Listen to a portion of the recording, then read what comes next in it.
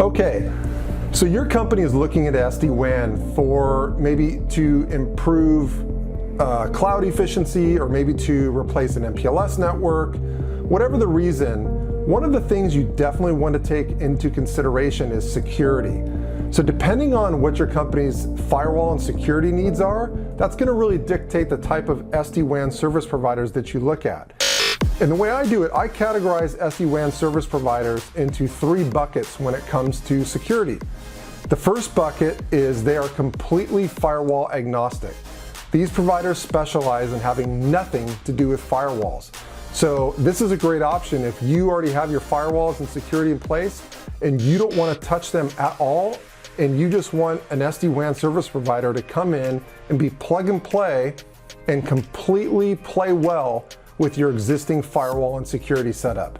Okay, that's option number 1. Option number 2 are SD-WAN service providers who offer stateful firewall only.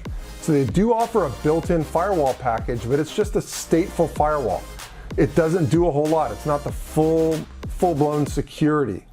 Okay, which leads me to option number 3, SD-WAN service providers with a built-in full next-gen UTM security package, which includes content filtering, intrusion detection, all of that built in.